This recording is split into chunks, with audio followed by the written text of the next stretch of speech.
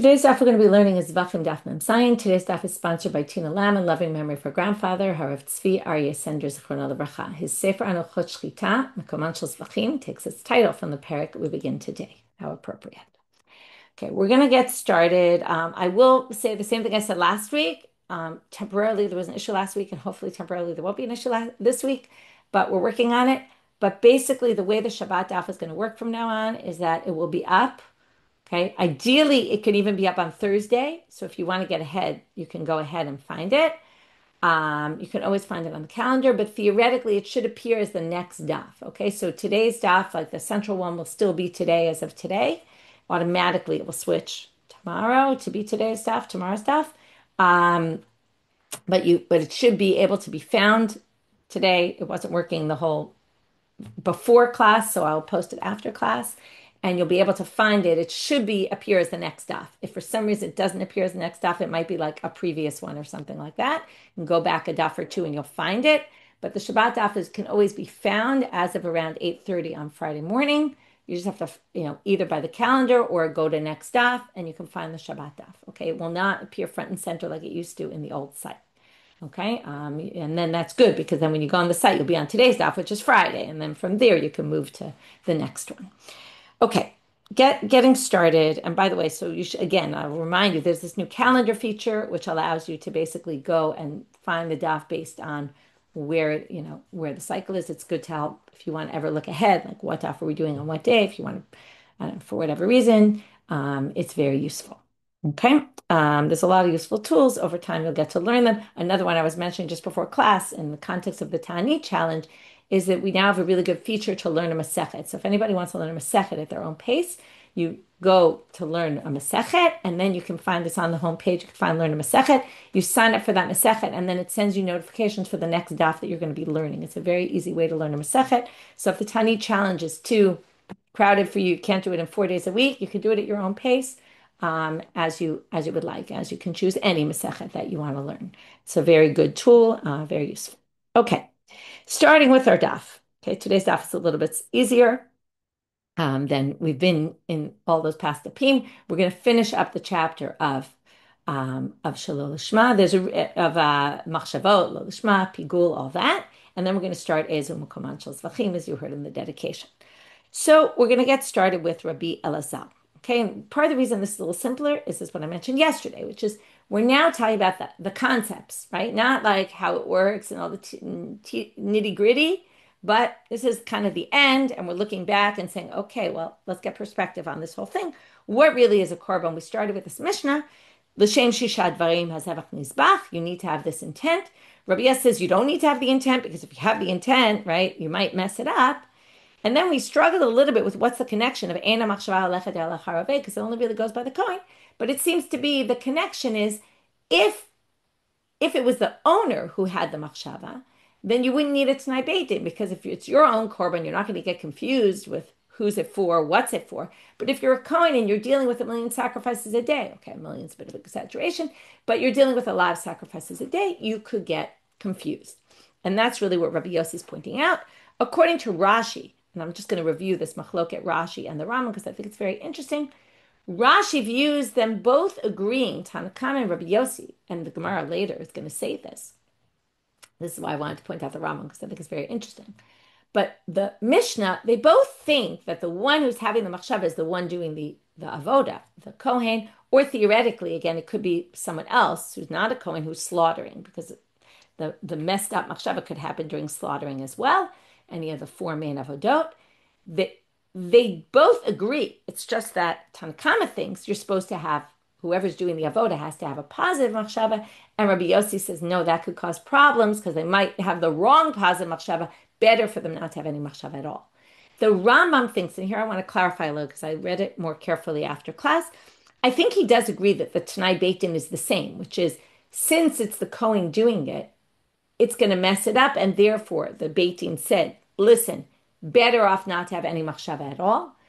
But according to the Rambam, Tanna actually holds that it's the owner of the sacrifice, and that's why there's no need for a T'nai Beit Din, whereas Rabbi Yosi says, no, it's not the owner, it's the Kohen, okay, or the one doing the work, And that's the root of the debate. Now, what's interesting about the Rambam is the Gemara clearly disagreed. Like the Gemara doesn't go in the Rambam's direction. It's interesting that the Rambam would decide to explain the Mishnah in a way that's different from the Gemara.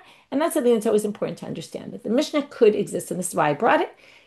There could be independent commentaries of the Mishnah that don't fit with the way the Gemara read it, right? I mean, all the time with the Yerushalmi reads it one way, the Gemara reads it a different way, and sometimes you can come up with a third explanation. Like the Mishnah can exist independent of the Gemara. Of course, later, everyone ends up interpreting the Mishnah the way the Gemara interpreted it, but the Mishnah itself could have a different alternative interpretation than what the Gemara gives it. So that's important to always know when you're learning. Okay, Amar Rabbi Elazar, at the bottom of the daf, we started with this idea of a chata, which is a very strange concept that you slaughter l'shem chulin. Okay, so we have lishma, lo lishma. Now we have you do it l'shem, a non-sacred sacrifice. Forget about l'shem, a different sacrifice. That for sure is a problem. Again, how much of a problem depends if it's chatat, right? It's disqualified. But a chatat l'shem chulin is not disqualified. Okay, which is again, we talked about a little yesterday about the concept behind it. It's a little hard to understand. We compared it to the min bimino, two things that are the same but different or worse. Like a korban shlamim instead of a korban chatat, major problem. But to do it l'shem chulin, which is a little more neutral, even though it's not really neutral, it's the opposite of kachim. Somehow it works. Although we ended with saying maybe it works, but maybe it works to the extent that it's not disqualified, but it might not be accepted, and the owner has to bring a different one in instead. So now comes Amar Rabbi Elazar, two lines from the bottom of Memvav Amabed. Okay, that's what we just had. Mishum chulin psula. Okay, sounds pretty similar. L'shem chulin, mishum chulin. What's the difference? L'shem chulin is what we had before. I have a sacrifice. I'm about to slaughter it. I know it's a sacrifice, but when I do it, I say I'm doing this l'shem chulin. Why I would do that, I have no idea. But if I were to do that, it wouldn't be disqualified. Again, maybe it works, maybe it doesn't work, but at least it won't be disqualified. I can go ahead and I have to go ahead and finish the rest of the process. But if I do it mishum chulin, meaning I think it's chulin, I don't even think I'm slaughtering a sacrifice at all. That we're going to call it in a minute mitasek. Mitasek is a term we've heard like in Shabbat. You didn't even intend to do the action. Okay, what's the action here? To slaughter. Now you say the action is just to slaughter, but no. When I'm slaughtering a sacrifice in the temple, my action is to slaughter a sacrifice. This time, I didn't even think I was slaughtering a sacrifice. In the first case, I thought I was slaughtering a sacrifice, but for the sake of something else. What that means exactly, again, it's a bit of a question. What it means to think I'm slaughtering a sacrifice for the sake of something non-sacred. It sort of doesn't really work, but somehow they think there's something to that. But here, I'm slaughtering an animal like for a barbecue. That's not the same as slaughtering an animal for a sacrifice. It's a completely different action, and I didn't even have any intent for the action of a sacrifice. So how do we know this? Well, Shmuel asked Rav Huna the following question. He assumed it was obvious that it was disqualified, and his question is, Minayin mitasek b'kodshim shu pasul. How do I know that if I did this action by kodshim, where I didn't even intend to sacrifice the animal, to slaughter it, but I intended to slaughter for a barbecue, how do I know that it's disqualified? Shenema v'shachat et ben habakar lifnei Hashem. So Rav Huna answers him. It says v'shachat et ben habakar lifnei Hashem. Could have just said v'shachat oto. Why I'd say the ben habakar, the cattle. Ad tesh chitan l'shem ben bakar. You have to have a slaughter for this particular animal, which is being brought as a sacrifice lifnei Hashem. So Amar lei. So Shmuel asked for a pasuk from Rav Huna. He gives him one. What's Shmuel's response? Amar lei zobi adenuhi. That one I knew. But la'akev minayin. In order to say that this is essential, and if you don't do it, it's disqualified, you actually need two psukim. I got that first one, but where's the second one? So Amar lei lirtzonchem tizbechuhu. You have to slaughter them lirtzonchem, according to your desires, your wishes. So what did they learn from that? Lida'atchem zivchu. It has to be that you slaughter them with intent. Ratzon and intent are similar. Ratzon is desire. Intent is also what you desire, your wishes. So it has to be with your knowledge. If it's without your knowledge, it doesn't count. Okay, so that was topic one. Now we're going to move to the very interesting topic about who is the one who can be mefagel a korban, who can ruin a korban with pigul. We're ending this whole section on pigul and shalom lishma and all of that, the build up to now. Now we finally ask the question, which we really wanted to ask on day one. I know many of you asked that question. Who is mefagel the korban? So obvious from our Mishnah, right? She'ena machshava olechet el achar ha'oved. That was what Rabbi Yosi said. He says it explicitly. Now again, Tanakama didn't say that. Right? Tanakama didn't say anything. He just said you have to do it l'shem these six things. But the Gemara assumes that the Tanakama agree with Rabbi Yosi about the principle that it goes by the person doing the avoda, those sacrificial rites. It's just that one thought better off not to do them. There's a Tanai Beit Din, and Tanakama didn't hold that way. So therefore, again, as opposed to the Rambam, who thought that was the machlokah between them. Matnitin deloki hai tanna. But our Mishnah obviously doesn't match the following tanna, who holds this. Tanya. Amar Rabbi Elazar Rabbi Yosi. Shamati shahabalim mifaglim. First of all, he says in a very interesting way, shamati, which we hear a lot. It means I heard by tradition that the owners mifagel. The owner's the one who messes up. Okay, now, how does the owner mess up? Is the owner just sitting in his house while this is going on? Possibly. Although more likely, okay, and here's our map. I didn't bring it for this purpose necessarily, but just to use the map to visualize. I've brought it more for things later on today's daf, but here's our map. Okay, the map is from Achon Mikdash. It's an excellent map. It's very useful. Right now, we're going to talk about, okay, this is from here, this is a Sha'ar Nikanor, and this is the entrance to the Mikdash. Okay, let's talk about our directions because we're going to need these later. This is the east side, okay, this side. The west, as you go in the room, you get more westward, okay? The Kodesh Kodeshim is all the way in the west. The north is actually, strangely in this map, at the bottom. The south is at the top, okay? North is north, but this is the direction of it, okay? Now, so you're entering from the eastern side facing west. And then your north, okay? So when you're entering in, your south side is going to be on the left, your north side is going to be on the right. Now, you enter in, you pretty much hit the altar pretty soon after. First, you pass through Ezrat Yisrael and Ezrat Kohanim. So theoretically, the Yisrael could be standing in the Ezrat Yisrael, which is right in the entrance area, right? Sometimes people came there. That's why it's called Ezrat Yisrael. They came there and watched their sacrifices being brought. And then the Kohen is here on the altar doing the sacrifice, and you watch it. So you could be having a thought while they're doing this, okay? Now, Rabbi Elazar and Rabbi Shimon ben Elazar, sorry, I skipped. So he says, Habalim mifaglim. Now, why did we think all along the Kohen was mifagel? Okay, so for this you have to look again at that pasuk of Pigul. It says, in Vayikra, chapter 7, verse 18, Im ha'chol yachel mibsar zevach shama b'yom ha'shlishi lo yiratzeh, right? If you eat from this meat, on the third day, which again we said doesn't really mean on the third day. It means if there was a thought about eating it on the third day. Hamakriv oto lo yechashev lo. Who's the makriv oto? The one who brings the sacrifice. That's what it means. So that's why they thought it was the one doing the sacrifice. Again, the one slaughtering, which could be Kohen, could be not be Kohen, or the Kohen who does the other action. Kabbalah, holachan, zrika. Those are all times where you could be mefagel. Comes Rabbi Elazar Rabbi Yosi and says, no, it's the owners who are mefagel. Now, maybe I didn't say that correctly because there's a lot of the Achronim say that he doesn't mean only the owner. He means, and here there's going to be a range of opinions here. He means that the owner or the Kohen, in other words, in addition to the Kohen or the one slaughtering, who could be mefagel, also the owner could be mefagel. Now within that, there's different opinions as well. This is all not said here, okay? But in addition, there could be other possibilities, like the owner could be mefagel only if the Kohen was silent. But if the Kohen had all the right intent and the owner standing there on the side thinking, oh, this isn't what I'm going to eat this in 3 days from now, okay?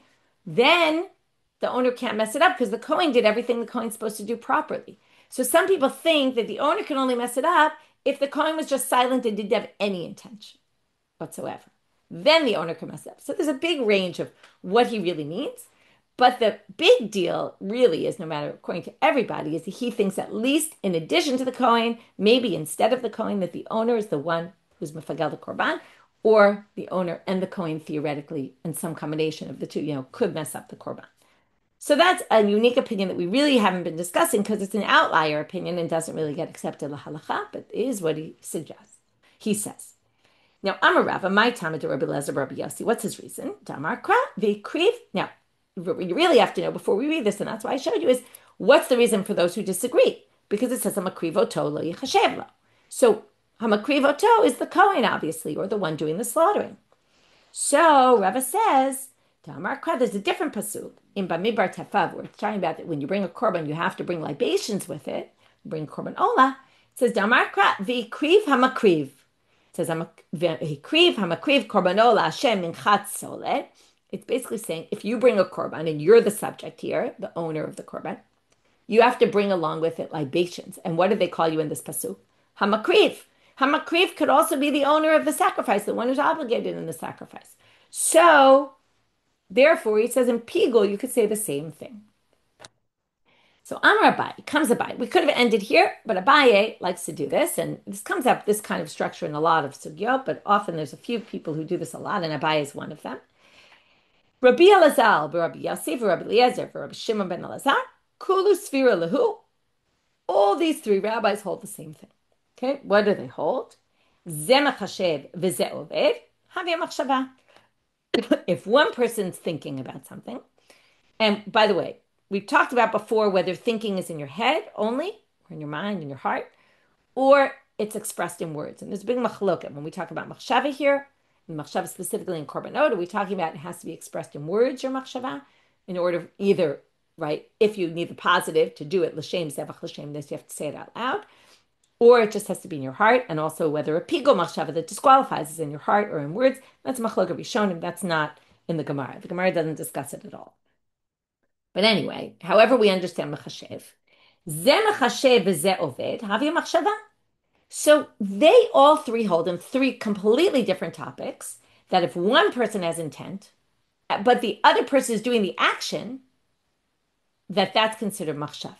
Okay, we're going to see it's really the owner of the item that has the machshava, while someone else is doing an action. Is that machshava or not?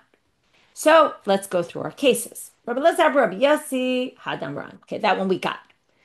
The Kohen's doing the avoda. I'm the owner. I have the thought. It's effective, even though I'm not the one doing the action. Rabbi Elazar ditnan. Hashochet la'oved kochavim shlitato kshera. Rabbi Elazar posel. The question here is, if I slaughter an animal for avodah zarah, or actually for an idol worshiper. Now, we don't know what the idol worshiper want. I didn't know what the idol worshiper wanted. They asked me to slaughter an animal. When I slaughter that animal, now, is that animal going to become an item used for avodah zarah worship? Should we assume that it is and make it forbidden to benefit from? Because it was an item that's slaughtered for idol worship. So if I'm slaughtering the animal for an ovei kochavim, but they didn't say slaughter this for a sacrifice, shlitato kshera. The shlita is kshera. Why? Because I did the action. I didn't have any intent. Who cares if their intent was to slaughter it for a sacrifice? They didn't ask me to do it for that purpose. Their intent has no bearing on my action. But Rabbi Elazar, and that's who we're looking for, posel. He says this is considered an item that was slaughtered for avodah zarah, because we assume that most idol worshippers want things for avodah zarah, and if his thoughts were avodah zarah, then that affects your slaughter because it's his animal. You did an action; it was his thought, ruins it. Same idea. Rabbi Shimon ben Elazar is going to mention the issue relating to Shabbat, so we need a little background. When you carry on Shabbat, let's say you have some dust in your pocket, okay, right? Often from the laundry, you end up with these little dust particles in your pocket, and you carry them from on Shabbat in your pocket, right? Because you walk from public to private domain to public domain. You're not obligated because nobody saves that dust for anything. It's basically garbage. It's not anything anyone would collect for any purpose. So that's principle number one. Let's say it's something like crumbs. Now, crumbs, theoretically, if we had a lot of breadcrumbs, we could use them to make schnitzel if we wanted, or whatever it might be that we want to make. But a few crumbs is not really significant. So both of those things, okay, we're going to read them right now. Klal ditznan, klal amar Rabbi Shimon ben Elazar, kol she'ein kasher latzniya. If people don't generally collect this item like dust, ve'ein matzniim kamohu, or you don't put away that quantity, okay, or I thought of even better, sesame seeds. If I have 5 sesame seeds, nobody collects 5 sesame seeds. What do you do with 5 sesame seeds? They're teeny. So if I carry those out, okay, this isn't what he's saying yet, but that's kind of the basis of where he's going because we're in the middle of a phrase here, we're in the middle of a sentence.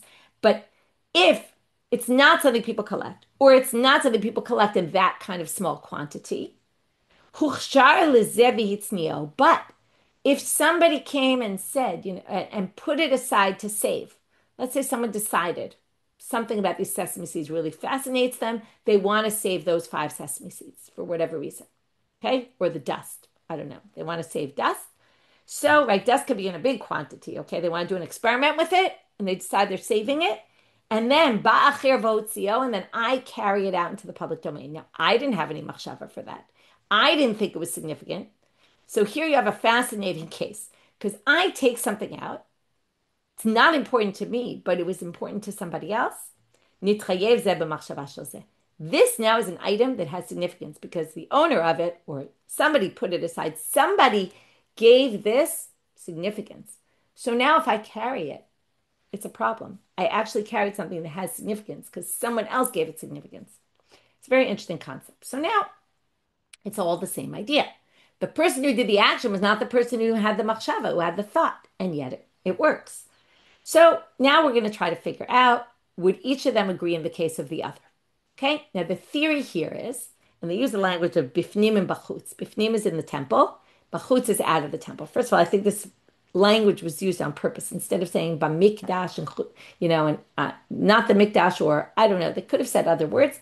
I think they're trying to set up like this pnim and chutz, and this idea as we're ending the first section of Zevachim about the significance of bifnim, like the inside, and even in the temple, the more you get in, right, you get closer to Kodesh Kodeshim. Actually, tomorrow's daf is going to start off all about that. Why, in the first case, did they start out with the par and seir of Yom Kippur? Because it's done inside, like that. There's this idea of the inside and how significant the inside of the temple is. So anyway, that's just a bit of a literary connection between this and the next chapter. And obviously there's the chataot chitzoniot and the chataot pnimiot that we've been talking about them, and we call them chitzon and pnim, and we call them mizbeach chitzon, mizbeach pnimi, right? Even though theoretically one's called the mizbach hazahav and one's called the mizbach chitzon. I'm sorry, mizbach nechoshet. And what they're made of. One is right. The one outside is the nechoshet, and the one inside is the zahav. Anyway, there's a lot of pnim and chutz going on. It's something to think about. And now the Gemara is going to say, in Pnim, what they're going to call, in the temple, machshava clearly plays a central role. Okay, we have 4 chapters discussing this. We have the pasuk that says it, lo yichashev lo, right? That machshava is super important. In that case, it's more likely we're going to say someone's machshava then can ruin it, like the owner of the korban. It's much more likely than in these other situations. So therefore, they're going to say, travayu itlahu to Rabbi Elazar, Rabbi Yosi. If you think that machshava of one person can affect the machshava of the actions of someone else in Shabbat and Avodah Zarah, for sure you're going to say it in the temple.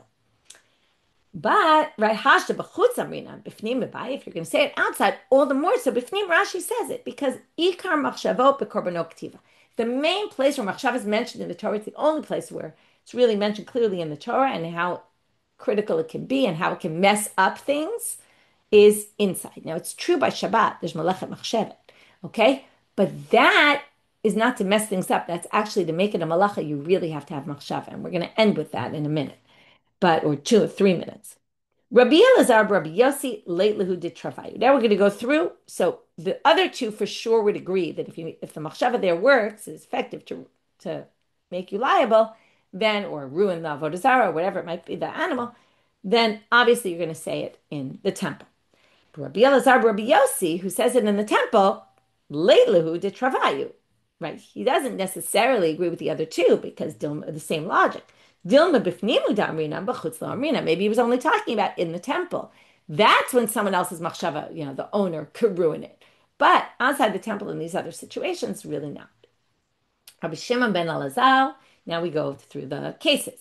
The one who holds Shabbat, eat laid, so we know already he's going to hold it by, right? Eat laid, he's going to hold obviously by pikul. But what about by Avodah Zarah? Well, yes, eat laid to Rabbi Elazar. He will hold by Avodah Zarah. Why? Because hashta b'Shabbat amrinam b'Avodah Zarah mebayit. If he's going to say it's significant enough for Shabbat to be motzi, of course he's going to say it by Avodah Zarah. Okay, for one reason we're going to see in a minute. Also, you could just say Avodah Zarah. We're very strict about Avodah Zarah, right? More so than anything else. I mean, Shabbat obviously we also are, but Avodah Zarah has a different category. But in a minute, you're going to see really why it has to do with this Melechet Machshevet. Okay, now Rabbi Elazar late to Rabbi Shimon ben Elazar. Who's Rabbi Elazar? He's the middle opinion. If you hold Avodah Zarah, though, then you're not going to necessarily hold it by Shabbat. And here's the reason, and that's going to be the same logic as the reverse in the previous line. Dilma b'avodah zarah hu de'amrinan ke'ein bifnim.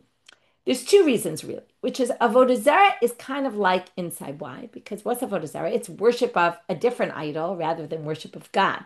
And there's this comparison between them, obviously a complete opposite comparison. But Rashi even quotes this Gemara from Sanhedrin, which quotes this pasuk, Zovech le'elohim yecharam bilti la'Hashem levadel. Right? If you worship idols, right, you can't do that. Only you can worship God. Right? There's this juxtaposition of the two. So avodot haruuyot lamakom chayabu v'avodah zarah. There's an integral connection. What do you chay for avodah zarah? If you would do it inside to God and it would be good, that's when we're going to call this avodah zarah. So those two are flipped, right, of the two sides of the same coin.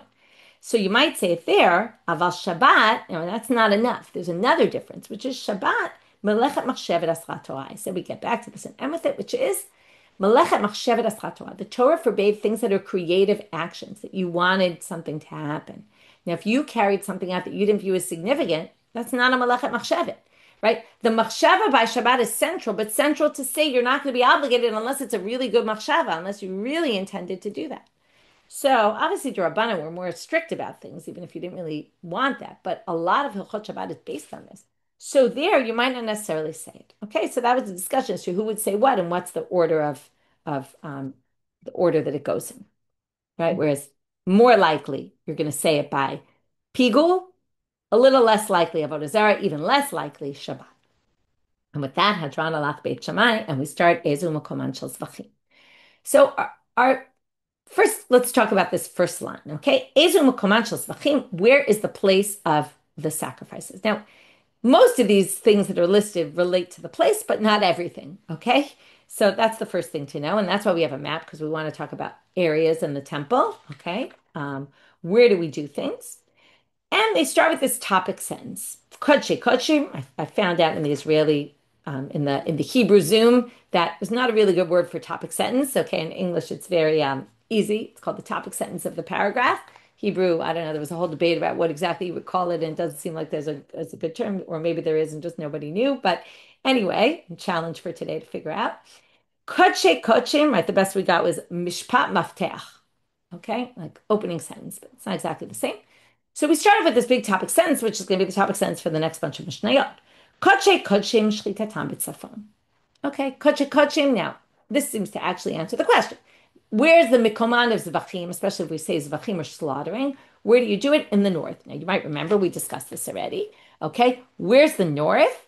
So when you walk in, again, you make a right, and there's a three-way debate. Is it just the part, because the pasuk says, Al Yerach HaMizbeach Tzafona, where the Mizbeach juts out, the width of the Mizbeach going all the way to the north. So it's like a kind of two lines on the sides of the Mizbeach. Draw two lines from the edges of the Mizbeach all the way to the northern wall, just that area. And in fact, that's the area.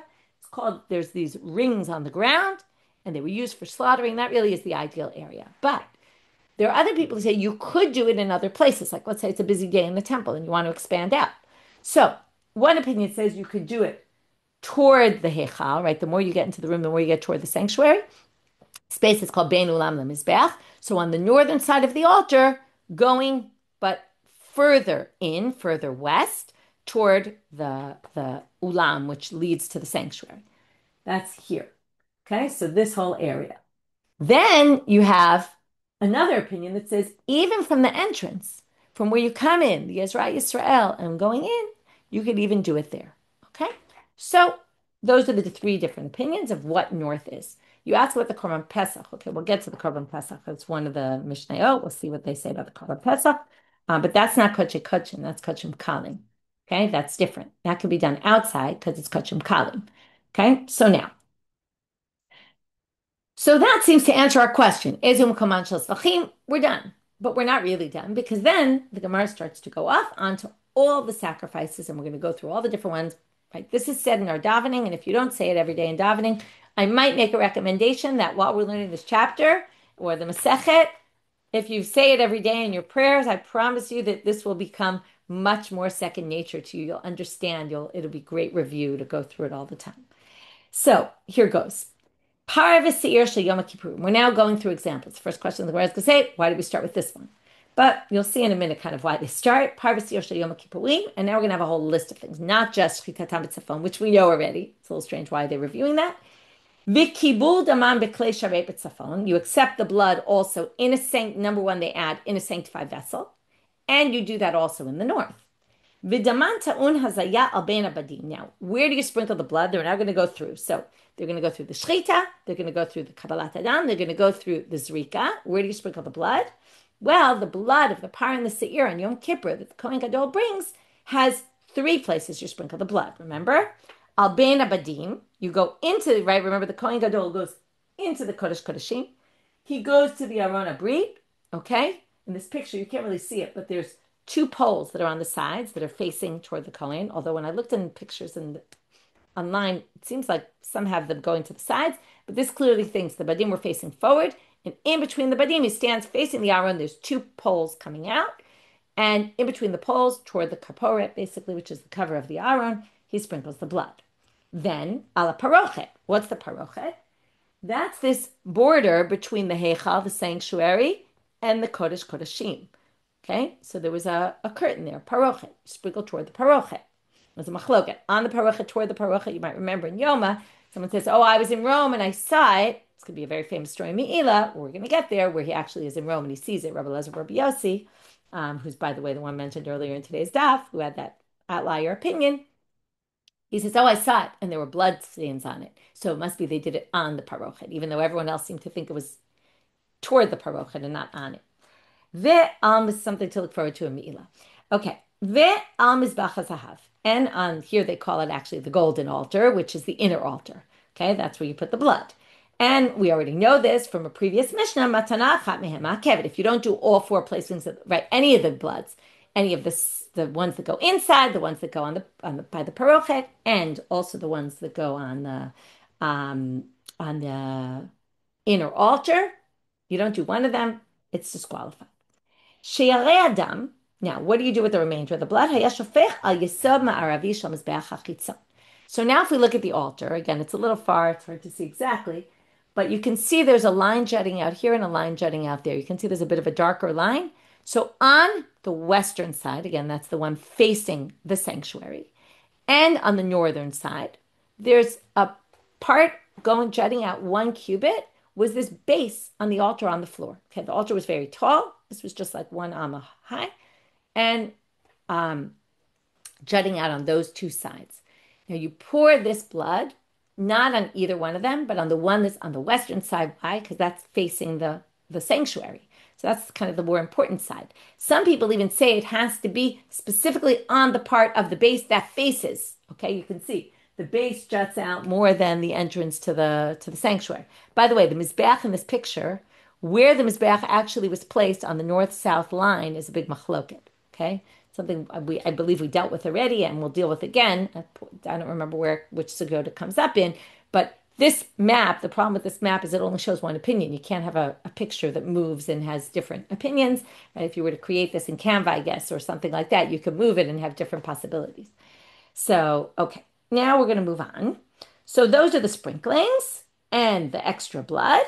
V'im lo natan lo ikev. And by the way, if you didn't do the extra blood, it's not ma'akev. Remember, we saw there was a machloket about this. Okay, our Mishnah takes one side of that machloket. Some people said the shirayim, specifically in the inner chataot, right, actually is ma'akev, is essential. This opinion says no, this Mishnah.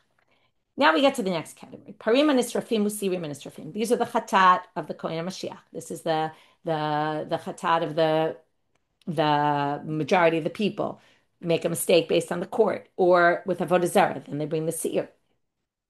So those to be the exact same list, other than one thing which you should know already, which is shlitatam b'tzafon, kibul daman b'klei sharei b'tzafon. Okay, so everything's in the north. Daman ta'un hazaya al. Here's the difference. You don't go to Kodesh Kodeshim. The Kohen Gadol only does on Yom Kippur. So there's nothing bein abadim, right, up by the Aron. But ala parochet ba'al mizbach hazav. You do have the other same two, turning out amabet, although you'll see amabet is super short. Okay, so don't worry that we're near the end of our time. Matana achat mehem ma'akevet. Okay, only one, any of those hazayot ruins it, same as the before. The rest is all the same. Shayrei adam hayashofecha yisod ma'aravi shel mizbech hachitzon. V'im lo nitan lo ikev. Okay, again, the base, pour the extra on the base, on the western side, and if you didn't do it, it doesn't ruin your korban. Elu ve'elu. Now, if we go back to the two categories, they have one thing that's similar. Okay, that doesn't really make sense because they have almost everything similar. So why the Mishnah did it in this way is a good question. It should have said, these all have the same thing except this one, that, and that one, that. They could have done this completely differently. And you could say that, by the way, about all the Mishnayot, because every time we get to a Mishnah, we have to compare. You have to look with your finger on one and your finger on the other. What's the word that's different, right? How is this one different?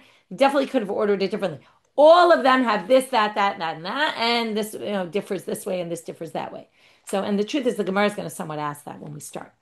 So anyway, Elu ve'elu nishrafina beit hadeshen. Both, all these offerings, it's really, right, it's more than both, because but both categories, Par and Seir of Yom Kippur, and the Parim and Sirim and Nisrafim, all of them, we take the animal out and we burn it outside Jerusalem in this area called the Beit HaDeshen that we've talked about. So now the Gemara starts off and says, we have a question about this topic sentence. They're basically addressing what I said a minute ago, which is, why don't you just tell us what was similar about everything? Now, you might say maybe only tzafon is similar, but also there's two things that are true for all kodesh kodashim, right? We haven't gotten through the list yet. We're only at the first two. We have to do with ola, chatat, asham, right? We have a lot. So why didn't it say another thing? They looked ahead. Okay, we haven't looked ahead yet, but they all have shchitatam b'tzafon, and they all have kibul daman b'klei sharei b'tzafon. So why didn't they add that to the list? So they say, what do you mean? Kevanti icha asham mitzora, the blood of the leper, the kibul damo biyadhu, and therefore shirei. The kohen doesn't have to put it in a kli sharei, he can put it in his hand. And that's why they left it out. Okay, well, that's weird. Why they asked them? They knew there was an exception. So the Gemara says, what do you mean he puts it in his hand? Velo, he doesn't have to put it in a kli sharei? What do you mean? Okay, you're going to be very confused now. Because hakatane leila kaman, it says later on in the Mishnah, Asham Nazir, Asham Mitzorah, okay, the guilt offering of the Nazir and the leper, which is the one we were talking about. Shchitatam b'tzafon, v'kibul damam b'klei sharei b'tzafon. You slaughter it in the north, and you accept the blood in the north. Okay, now it's super confusing. Why they think this was an exception, and now they say it's not an exception. Okay, that's very weird. And then if it's not an exception, it begs the question, why didn't they put it in the beginning and say, all kodesh kodeshim shchitatam b'tzafon, there's slaughter in the north, and you accept the blood in the north in a sanctified vessel. So they say the following, and now we're going to understand this whole super confusing thing. Mi'ikaras savor kibul damo biyadhu shirei. Originally, they thought that they accepted the blood by hand, and therefore they left it out in the topic sentence. But kevan de lo sagele ela b'kli, but then they realized that you really had to do it with a vessel, okay, which we don't understand why there was confusion about this, but we'll see in a minute. Hadran tanya. So because now they're going to a little bit, I think, modify this answer, although it's a good question, how to read this. This is the way I read it. But what they're saying right now, which I think we're going to be able to add a little something that's going to make it make a little more sense, because they originally thought, which ended up being not exactly, well, I'll say it like this, not exactly true. And that's why I think they leave it in, because it is somewhat true. Okay, and you'll see why in a minute. But because they thought that you could accept the blood by hand, they left it off. Then when they realized they couldn't, so in the later Mishnah, they put in, well, by the way, it's the same as the others. But they still left it originally not in the topic sentence. So let's try to understand this even better because it's quite confusing. Ditanya, as it says in a Braita, vilakach. Okay, so now you have to go to Vayikra chapter 14. And there it talks about the process. And it says he slaughters the animals. And then it says he slaughters the keves from Kamashir Shchata Tachatav Ve'ataola. Okay, the keves is for the Asham. Ki kachatata Ashamhu. Okay, you slaughter it in the same place because the Asham is like a sin offering. We're going to come back to this line. Okay, and this is Kodesh Kodeshim Hu. Velakacha kohen midam ha'asham. Now he takes from the blood of the Asham. V'natano tnuch ozen mitahera yimani v'abon yadon yimani v'abon ragla yimani. Right? Presumably after he does the placings of the blood, then what does he do? He takes the blood and he puts it, we know this, on the ear and the finger and the toe of the leper. Then it says, that's the lakach we're going to darshan. Okay? But now, then after he finishes that, what does he do? We talked about this also. V'lakacha kohen milog Hashem, and he takes from the oil, takes a log of oil, yatzaka kafa kohen asmalit, and then he puts the oil, pay attention, in the hand of the kohen. V'tavala kohenet etzba'o yaminit, he dips his finger, his right finger, into the oil, which is on his kapo asmalit. Right? It's one of the avodas he has to do in his left hand because you can't right? He has to hold it in his left hand because he can't. I'm a lefty, so I'm doing a flip. He has to hold it in his left hand and dip his finger in the right hand because there's no other way to do it, right? Because he can't not do something with his left hand here because he needs two hands. Anyway, that's not important. But what happens? Now, that clearly he takes the oil in his hand. And there it also says velakach, and then he takes and puts his finger.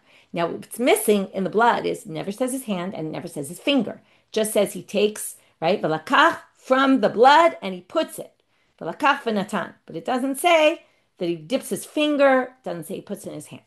So velakach, yachol b'kli. You might think it's with a vessel. Talmud lomar v'natan. Now they assume because he has to put it, how does he put it if not with his finger? So since he does that with his own finger, we thought now how they get that he does it with his finger? Because of the oil. The oil's with his finger. It must be this is with his finger. And since he's doing that with his finger, we assume he also put it in his hand.